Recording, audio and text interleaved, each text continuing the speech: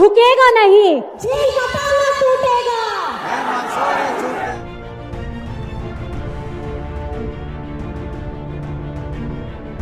झारखंड के पूर्व सीएम हेमंत सोरेन के जेल जाने के बाद उनकी पत्नी कल्पना सोरेन ने पार्टी की कमान संभाल ली।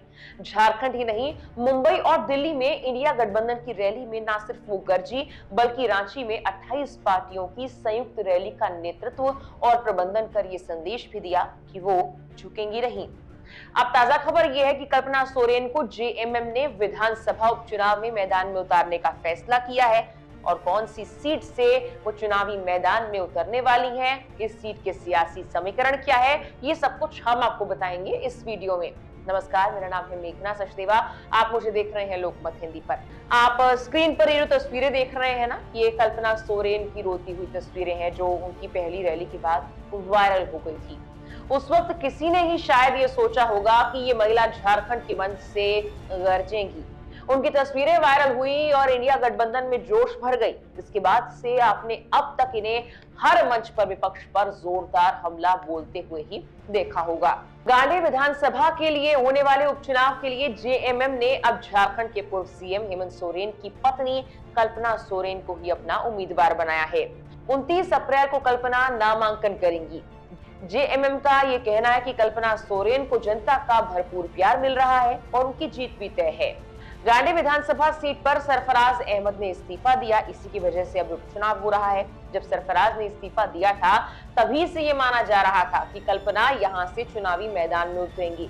हालांकि हेमंत सोरेन के जेल जाने के बाद कल्पना ने शोर थमने का इंतजार किया। इस बीच जेएमएम से चंपई सोरेन को सीएम बनाया गया और उसके बाद रांची में हुई उलगुलान रैली का नेतृत्व कर खुद को स्थापित करने की सफल कोशिश की और अब बतौर उम्मीदवार कल्पना सोरेन अपनी किस्मत आजमाएंगी। 20 मई को गांधी विधानसभा की सीट पर उपचुनाव होना है। इस सीट पर सियासी समीकरण की बात की जाए तो ये विधानसभा क्षेत्र जेएमएम का गढ़ रहा है और इस सीट पर अब तक के चुनाव में 5 बार जेएमएम के उम्मीदवार ने ही अपनी जीत दर्ज कराई है। ये सीट गैर आरक्षित है। यहाँ 1985, 1990, 2000, 2005 और 2019 में जेएमएम जीत दर्ज कर चुकी है। इस सीट से डॉक्टर सरफराज अहमद भी 2 बार चुनाव जीतकर विधानसभा पहुंचे। एक बार साल 1980 में वो कांग्रेस के टिकट पर चुनावी मैदान में उतरे और वहां से जीते, जबकि 2019 में भी और 2009 में भी सरफराज ही वहां से चुनावी मैदान में उतरे और जीते, लेकिन जेएमएम से वो 2019 में विजयी हुए और विधानसभा पहुंचे। मुस्लिम और आदिवासी बहुल क्षेत्र होने के चलते जेएमएम के लिए ये सीट सबसे सुरक्षित मानी जाती है।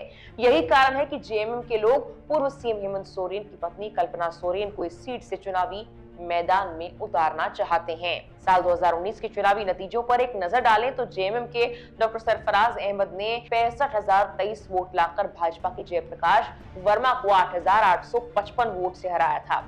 भाजपा के जयप्रकाश वर्मा को 56,168 वोट मिले थे, जो दूसरे स्थान पर रहे।